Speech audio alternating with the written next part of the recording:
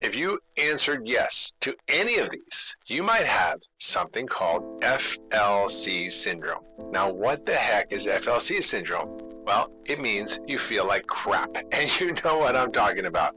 And people walk around feeling like this, and they don't have to. I coined this term FLC syndrome after seeing thousands of patients in my clinical practice. Now, these are these low-level, insidious symptoms that hold you back from feeling great and living your best life. They're our body's way of saying, ouch, something is going on beneath the surface and you need to deal with it. It's not normal to have these things. It's not part of the human condition. It really isn't, I promise you. And when you leave these problems untreated, they often can spiral into more serious and more chronic diseases. Now, the worst part about this is that FLC syndrome is just so common. It's become normalized. But just because something is common doesn't mean that it's normal. In fact, it's anything but normal. Now, what's really good to know, and this is the important part to listen to, is that we have way more control over how we feel than we realize. And we have way more control over our health than we've been led to believe. You just have to understand that what you eat and how you live is deeply connected to how you feel and your risk for chronic disease. Now, we're never taught how to make this connection between what we eat and what we feel. So we're leading this lifestyle that doesn't make us feel good. And it's not our fault because nobody ever taught us how our bodies work. I mean, who got the operating manual for the human body when you were born? Did it come out of the birth canal with you? Probably not, right? Now, today's episode is all about giving you the tools you need to make better food choices that serve your health so you can start feeling better now. I mean, I always say I want you to help turn your body back to its original factory settings. Most of us don't realize we're just a few days away from feeling better, and I want you to feel better. Now, in my treatment of my patients, I discovered that these issues stem from one common root cause. Can you guess what it is? That's right, chronic, low-level, systemic inflammation. You don't really notice it, but it's there and it's causing all these symptoms. And what's the main way we can get rid of this? Food.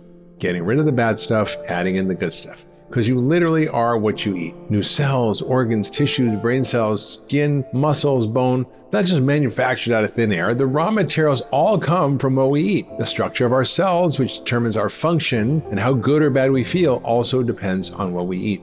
The proteins, the fats, the minerals, and more are the building blocks of who we are. Now, let me ask you this. Would you rather be made of Doritos or maybe grass-fed steak? Would you rather be made of Coca-Cola or wild blueberries? It's not too hard to figure that out. Now, this relationship between what we eat and how we feel comes down to the impact that food has on our DNA and something called gene expression. We can't change our genes, but we can change how our genes are expressed, whether we turn on or off health genes or disease genes. Now, this whole new field is emerging that's shedding light on this. It's called nutrigenomics or nutrigenetics. Different people call it different things. Now, nutrigenomics is a study of how food interacts with our bodies to create health or disease. Simply put, food is code, and you can literally upgrade or downgrade your biological software with every single bite. It's information that talks to your genes and controls the expression of those genes, which then impacts your hormones, your metabolism, your immune system, your microbiome, your brain chemistry, and lots more. With every bite, the food we eat sends messages to our genes, instructing them to express health or disease. Is a calorie a calorie a calorie? Well, in a lab it is, yes. If you burn 1,000 calories of Coca-Cola or 1,000 calories of broccoli in a lab, it releases the same amount of energy, which is essentially a calorie is how much energy it requires to raise the temperature of 1 liter of water 1 degree centigrade. That's just the scientific definition.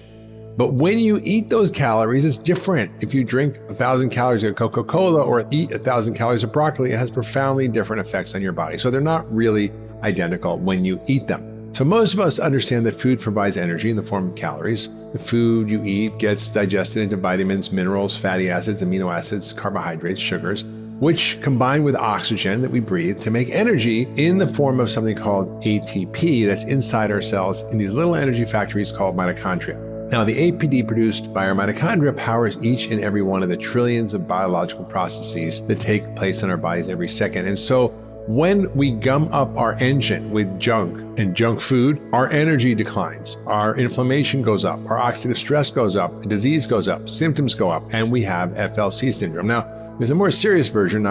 We don't see that as much. It's called FLS. We have treatments for that too. So why does the quality of our fuel matter? Well, think of the food you eat like loading fuel into your car. Whole foods are premium, clean burning, whereas ultra-processed foods are like dirty diesel, running on fuel made from starch, sugar, refined grains, additives, preservative gums, emulsifiers, contaminated food with toxins like BPA, PFAS, phthalates, not good for you.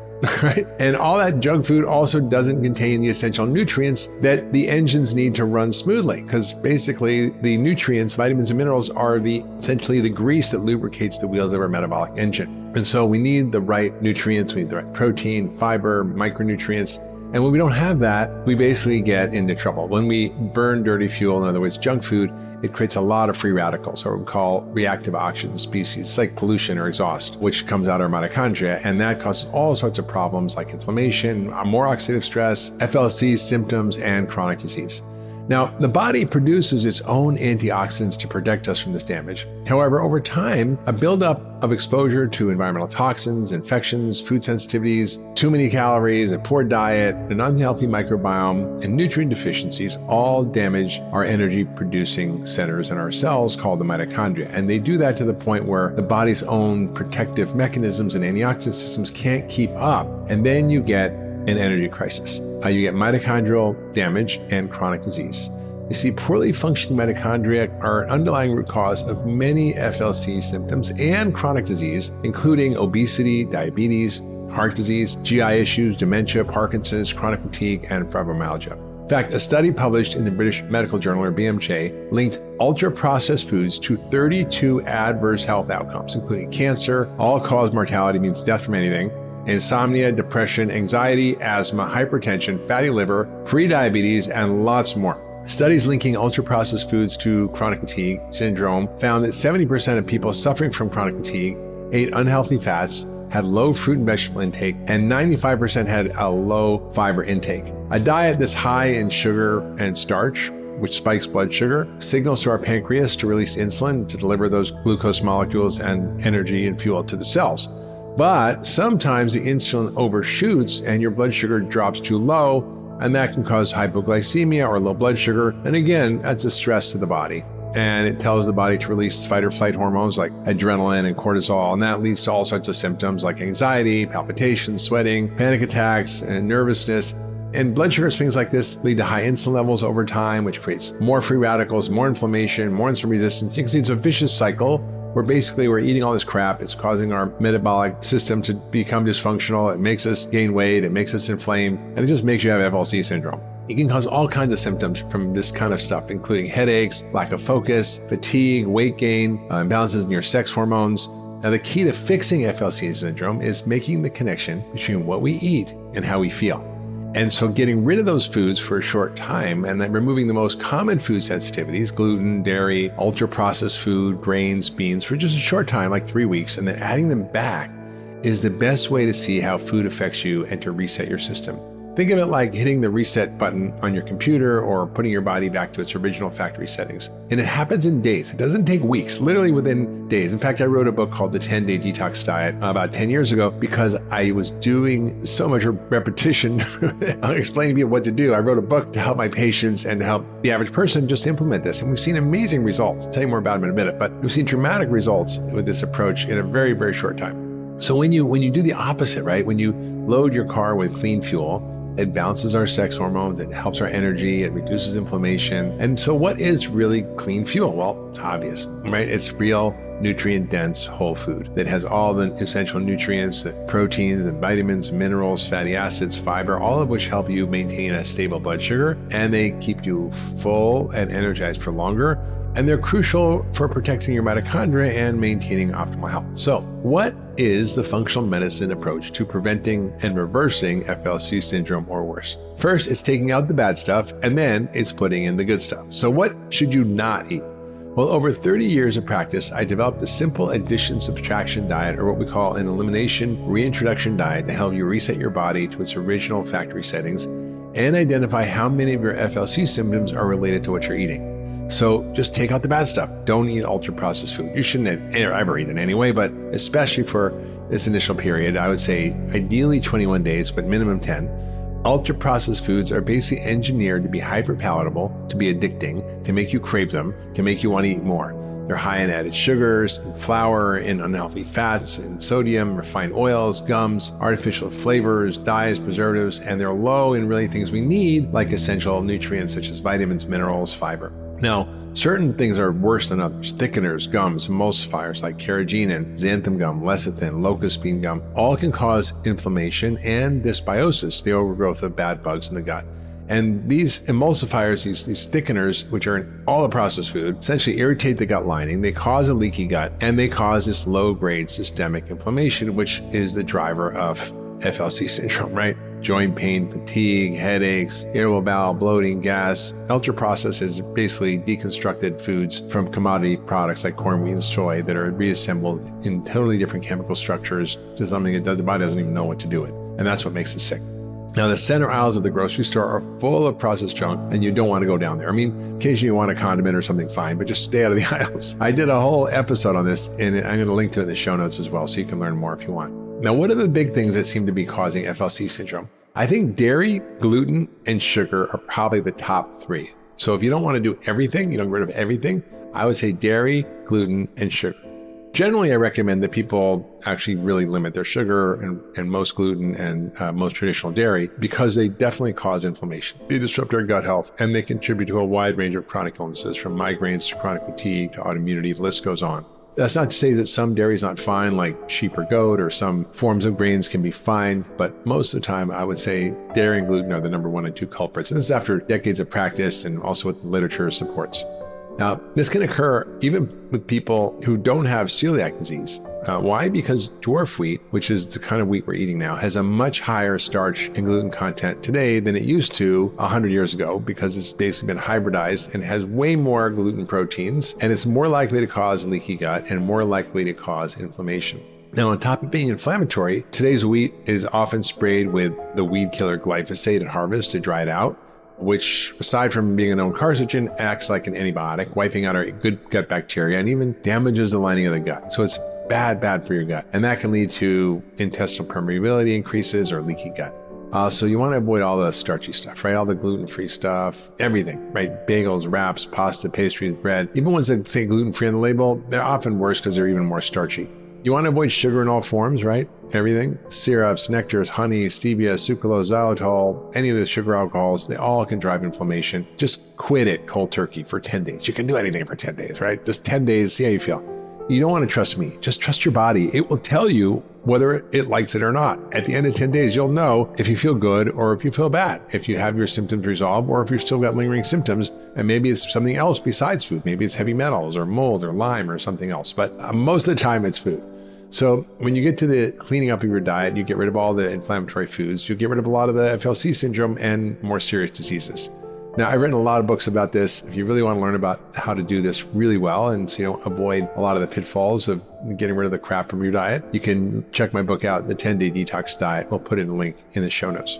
Now, excess starch and sugar in the diet disrupts your hormone balance, it slows your metabolism, and impairs your body's ability to burn fat. So don't eat it. Or just very little, right? Dairy. Stay away from industrial processed milk and cheese. Conventionally raised dairy cattle are often treated with hormones and antibiotics, and that messes up your hormones and can contribute to antibiotic resistance. And dairy also contains allergenic proteins and inflammatory compounds that can trigger immune responses and lots of inflammation in the body. You also want to avoid flavored and sweetened things like yogurt or kefir, which can have upwards of 20 grams of sugar per serving, which is a lot. Now, choose plain unflavored varieties. I would encourage you to have maybe even sheep or goat dairy as cheese and even yogurt. Heirloom sources, for example, grass-fed A2 cows that there are out there, which are better. Locally sourced cheeses that are often better tolerated from regenerative farms or grass-fed farms with A2 cows. A1 casein is essentially the one that causes a lot of the inflammation. Also, don't drink liquid sugar, right? Fruit juice, sugar-sweetened beverages, all of these lead to sugar spikes in the blood, increased belly fat storage, a greater chance of developing prediabetes and type 2 diabetes. And many juices, even quote green juices or smoothie bowls, are made with really high glycemic tropical fruit like bananas, mango, pineapple, and they may have as much sugar as a soda. Now, there's vitamins, minerals, and fiber, and a few better things, but still, it's a whopping load of sugar. Juicing and blending destroys fiber, which helps slow the fructose absorption and promotes satiety. So you just basically don't want to drink juice, even if it's healthy, juice like orange juice you think is good or apple juice. It's basically like drinking liquid sugar and fructose in particular, which has some problems. We've talked about that on the podcast before. You might want to check the one I did with Dr. Robert Lustig, where we go in detail about what fructose is and what it does to the body. Also, alcohol, not a good thing to do if you want to reset your body. Just get rid of alcohol. Actually, just it's amazing epigenetic test that I recently did on myself, and you can actually tell how much alcohol you drink just by looking at your genome and the epigenetic marks, which will scare you off alcohol for good, I think. And basically in your body, alcohol turns to sugar, especially when mixed with sweetened mix. I mean, so many mixed drinks are so sweet. I can't ever drink those. But also all the sugar and sweetened coffees and teas, not good. Diet soda, again, diet sodas sound like they're healthier, but they actually may be associated with other issues. Got microbiome changes. I mean, they're for sure better than soda, but not better than water for weight loss. Also, avoid drinks with more than 5 grams of sugar per serving. 4 grams is about a teaspoon. And that includes flavored nut milks. Watch out for those. Creamers, protein drinks, green juices, kombuchas, which have a lot of sugar. So that's what not to eat. That's what you get rid of, right? Processed food, sugar, starch, all the high glycemic fruit. Get rid of all the liquid sugar calories, get rid of gluten, dairy. I would also say grains and beans. And the reason for that is that a lot of people have gut issues. A lot of people have metabolic issues, and they're just a little starchier, a little more high dose of carbohydrates that can be harder to digest. We just want to give your body a break. Not to say grains or beans are bad. It's just for the 10 days, I would get off of them. All right, what should you be eating? Well, you should be eating medicine, right? And now you might think, oh my God, Dr. Hyman, that just sounds overwhelming. I don't know, it's a lot. But there's so many delicious foods that we can eat to fuel our bodies while reducing blood sugar spikes. Now, if you're thinking to yourself, gee, can I have monk fruit? Can I have this? Can I have that? Probably means you're an addict, right? You're negotiating. So just be aware of that. When you eat in the right way and you add in the right foods and you take out the bad stuff, your blood sugar balances, you get less inflammation, your cravings that are like very addictive tend to go away, usually by day 2 or 3 at the latest. And at the same time, you want to eat all the good foods that are going to support your optimal health, right? Nutrient-dense whole foods that control blood sugar, that make you feel full, quality protein, about 1 gram per pound of body weight, ideal body weight. Regeneratively raised meats like wild game, elk, venison, bison, grass-fed beef. Wild-caught fish, the small ones like salmon, mackerel, anchovies, herring, sardines. Pasture-raised poultry, chicken, turkey, pheasant, if you can get that. I don't know if you can get that, but sometimes that's okay. Duck, whole organic, non-GMO soy like tofu, tempeh, although it's a bean, but it's processed in a way that's easier to digest and less reactive. Eggs are fine, pasture-raised eggs or omega-3 rich eggs. Goat and sheep cheese, I probably would stay away from for the first 10 days if you want to do ideally a full elimination. To see if you really want to hit the reset button, I would just get rid of all dairy. But if you want to add back stuff, add back goat and sheep, which are a little bit better tolerated. And a lot of healthy fats, right? Good fats don't make you fat, right? If you want to replace the bad fat with the good fat, just get rid of all the soybean oil, canola oil, safflower oil, sunflower oil, cottonseed oil, vegetable oil, hydrogen oil, margarine, palm oil. Those are all just not things to be consumed. And eat the good fats, right? Anti-inflammatory omega-3s, olive oil, right? From monounsaturated fats, macadamia nuts, which are like the olive oil of nuts, lots of omega-3s from your diet, the smashed fish I just mentioned, salmon, mackerel, anchovies, sardines, and herring. Walnuts, chia, flax, hemp seeds, lots of olives, olive oil, avocados, almonds, pecans, macadamia nuts, almond oil, macadamia nut oil. That all is monounsaturated, although they are often complex mixtures of other fats as well.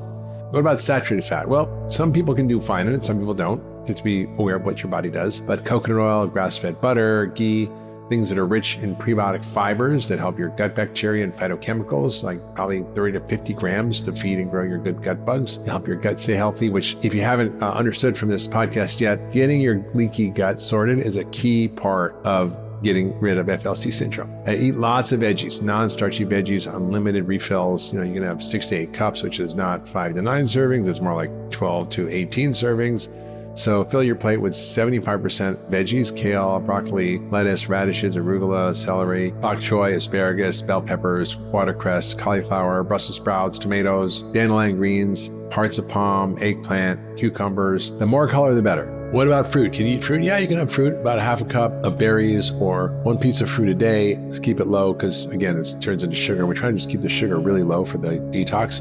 And then you'll see how you feel. Like, oh my God, my FLC syndrome's gone. My joints feel better. I don't have migraines. My digestion's good. My sinus is better. I'm not posting a little drip. My PMS is gone. My energy is better. I'm sleeping better. I mean, the list goes on and on and on. So make sure if you're going to have fruit, the citrus is fine, lemons, limes are fine. Stick with the berries, blackberries, strawberries, raspberries, wild blueberries. The higher tropical fruit you don't want to eat, like the pineapple, bananas, mangoes, those can spike your blood sugar. Obviously, no fruit juice. Lots of spices and herbs, go for it, right? Cinnamon, fenugreek, ginseng, berberine, oregano, sage, all that's great. We're going to put a link to how to do the 10-day detox in the bio, so check it out. We're going to put it in the show notes. In fact, I led a group of 600 people through this detox. They lost 4,000 pounds in 10 days, an average of 2 inches from their waist, 2 inches in just 10 days, 1.4 inches from their hips. The average blood sugar dropped 18 points, blood pressure dropped 11 points, but more importantly, it fixed their FLC syndrome. Now here's what was remarkable. In just 10 days,